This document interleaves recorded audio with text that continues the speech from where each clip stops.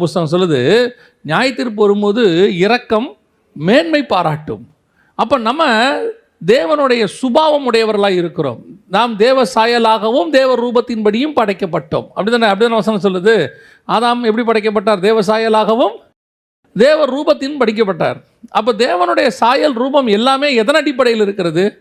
அன்பின் அடிப்படையில் இருக்கிறது. தேவ சாயல்னா அப்படிதான். தேவன் அன்பாகவே இருக்கிறார்னா அப்போ ஆதாமும் எப்படி தான் இருக்கணும்? அன்பாகவே இருக்கணும். தேவன் எவ்வளோ கோபம் உடையவராக இருந்தாலும், நியாயத்தீர்ப்பு உடையவராக இருந்தாலும், பல நேரங்களில் இப்போ அதுதான் மிஸ் ஆகிறது. ஒரு 50 வருஷத்துக்கு முன்னாடி 100 வருஷத்துக்கு முன்னாடி இருந்ததான பெற்றோருக்கும் இப்பொழுது இருக்கிற பெற்றோருக்கும் என்ன வித்தியாசம்னு கேட்டிங்கன்னா, அன்னைக்கு உள்ளவங்க இன்னைக்கு உள்ளவங்களை விட கண்டிப்பாக இருந்தாங்க. ஆனால் அதை விட அவங்க அன்பாக இருந்தாங்க. இப்போ உள்ளவங்க முன்னாடி மாதிரி இருக்கிறவங்க மேலே கண்டிப்பாக கிடையாது, கண்டிப்பாக இருக்க முடியல. பல நாடுகளில் சட்டம் கண்டிப்பாக இருக்க சொல்ல மாட்டேங்குது. நம்ம ஊர்லேயே கண்டிப்பாக ரொம்ப இருக்க முடியல. பசங்க நம்மளே சொல்கிறோம், பசங்க முந்தி மாதிரி இல்லை, எதிர்த்து பேசுகிறாங்க, என்ன பண்ணுறது தெரியல.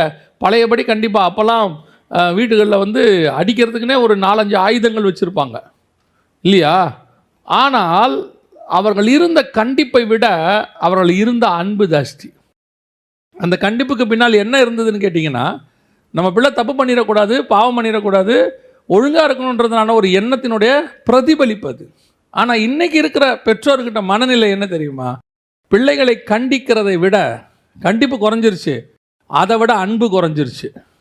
எல்லா பெற்றோரையும் சொல்லலை, பெரும்பான்மையான பெற்றோர் பிள்ளைகளை அவங்க அன்பாக நடத்துறதுங்கிறது வேற. பிள்ளைகளை கடமையாக சட்டமாக தான் நடத்திக்கிட்டு இருக்காங்க. சட்டம் என்ன சொல்லுதோ அதன்படி பிள்ளையை நடத்துவாங்க. டாக்டர் என்ன சொல்கிறாரோ அதன்படி நடத்துவாங்க. ஒரு இடத்துல கேள்விப்பட்டேன், 15 வயசுக்கு மேலே பிள்ளைங்கள் வீட்டில் இருந்தால் அப்பா அம்மா டார்ச்சர் பண்ணி வெளியே அனுப்பிடுறாங்களாம்.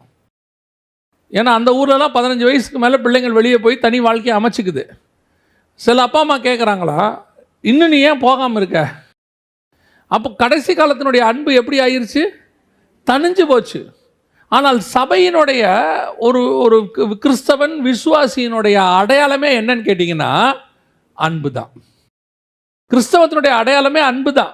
அன்பு இல்லாதபடிக்கு நீங்கள் எவ்வளவு வசனம் பேசினாலும் பிரயோஜனம் இல்லை, எவ்வளவு நீங்கள் தீர்க்க தரிசனம் உரைத்தாலும் பிரயோஜனம் இல்லை, எவ்வளோ சக்ஸஸ்ஃபுல்லாக மினிஸ்ட்ரி பண்ணாலும் பிரயோஜனம் இல்லை.